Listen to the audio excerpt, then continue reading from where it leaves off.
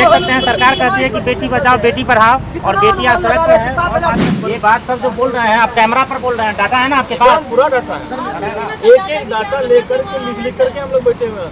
87,000 joining 40,000 को क्यों किया गया और हम लोग का सप्लीमेंट रिजल्ट आने में देरी क्यों हो रही है, इस पर जल्दी से जल्दी संज्ञान लिया जाए। क्योंकि नमस्कार दोस्तों, आप लोगों ने देखना शुरू कर दिया है द जनता टॉक। बात किया जाए दोस्तों तो हम आप पहुँचे हैं गर्दनीबाग पटना में, जहाँ पर कि शिक्षा का इतना जो है सो नाम हो रहा है। देख सकते हैं युवाओं का हक मारने वालों को वोट नहीं। तो बहुत बहुत स्वागत है आपका। आपके धन्यवाद सर।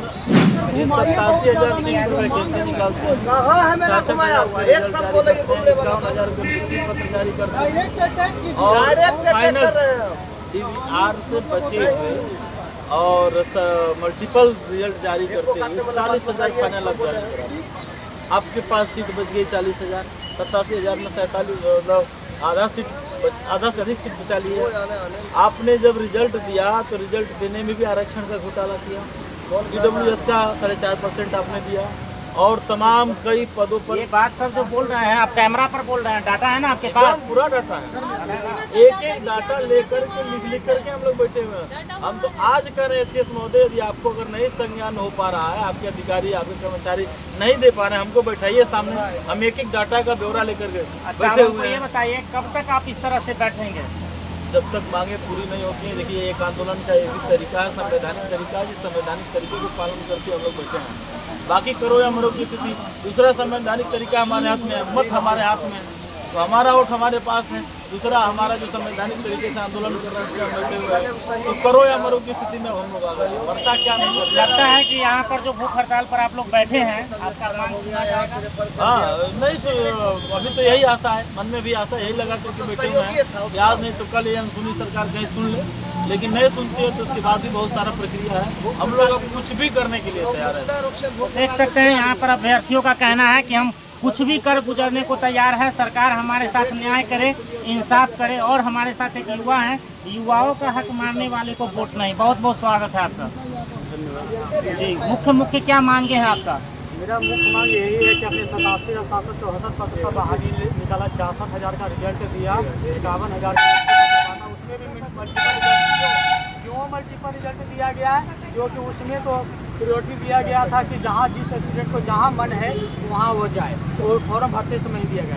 फिर भी मल्टीपल रिजल्ट क्यों दिया गया? क्योंकि नोटिफिकेशन में साफ तक लिखा हुआ है एक स्टूडेंट को एक जगह रिजल्ट दिया जाएगा, जिससे किसी स्टूडेंट को दिक्कत नहीं होगा। ऐसा क्यों किया गया? बहाली 87,000 ज्वाइनिंग 40,000 को क्यों किया गया और हम लोग का सप्लीमेंट रिजल्ट आने में देरी क्यों हो रही है, इस पर जल्दी से जल्दी संज्ञान लिया जाए। क्योंकि कल ही मेरा एक बहने का बहुत ज़्यादा तबीयत बिगड़ गई थी, जिसके कारण वो हॉस्पिटल ले जाना पड़ा। यहाँ पर कोई देखने के लिए आ रहा है? आप लोग बैठे हुए हैं भूख हड़ताल में? देखने के लिए जो चुपके से कोई आते हैं, करके जाते हैं, उनके लोग हैं, उनका अपना कानून है, व्यवस्था है, उनको पता नहीं है। लेकिन ऐसे नहीं आए, ऐसे प्रशासन के लोग आते हैं, हाल चाल पूछते हैं थोड़ा मन, लेकिन उन लोग में से कोई नहीं आया। यहाँ गर्दनी में धरना रहता है, यहाँ मर भी जाएगा तो कोई देखने वाला नहीं है। बस ये वोट के द्वारा दे दिया गया कि अपना हक की लड़ाई लड़ो। सरकार तो दावा कर रही है बिहार शिक्षा में आगे बढ़ रहा है, बिहार हर स्तर से आगे बढ़ रहा है, ये सब लिखा है। 2025 चुनाव आएगा ना, तो उनके नेता लोग जब गाँव में जाएंगे तो हमने जब डाटा दिखाएंगे कि आपने 87 और बहाली निकाला, 40 को ज्वाइनिंग किया, तो उस समय जवाब नहीं देंगे, आप तब खदेड़ना चालू करेंगे, तब पता चलेगा कि हमने कितनी बहाली किया। वो देखना है कि इन लोगों के साथ कब तक सरकार न्याय जो है सब लोगों के कहाँ तक। क्या मांग है आपका? दिखाइए। फिर 80,000 फिर इस समय 45,000 और 5वीं के बाद भी कर रहा है, 4वीं की तैयारी और के बाद भी कर रहा है, अभी 60,000 बाकी। कब तक ये चलेगा धरना? सबसे बड़ी विडम्बना चलेगा जब तक हमारी आविष्कार बोल रहे हैं TR4 में 90,000 पदों की भर्ती करेंगे। देख सकते हैं सरकार कहती है कि बेटी बचाओ बेटी पढ़ाओ और बेटियां सड़क पे है। और बात करने का प्रयास कर रहे हैं। क्या नाम हुआ आपका?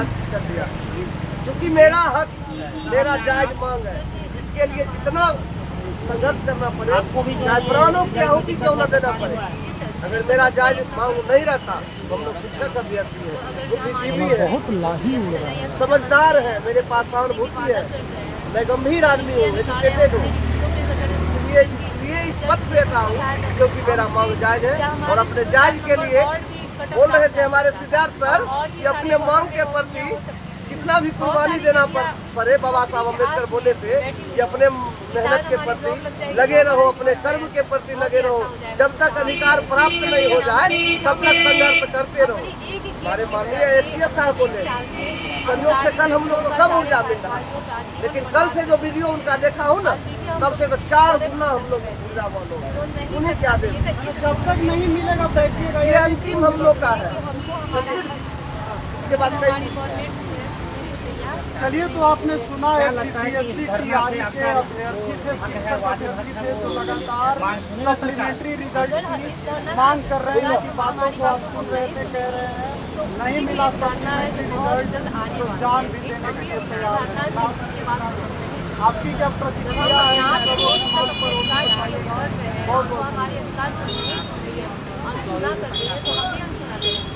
देख सकते हैं चुनाव आने वाला है और चुनाव को देखते हुए यहाँ पर क्या कुछ कर रहे हैं अभ्यर्थी। और हम बात करते हैं एक्सक्लूसिव एक और हैं, युवाओं का हक मारने वालों को वोट नहीं, ठीक है।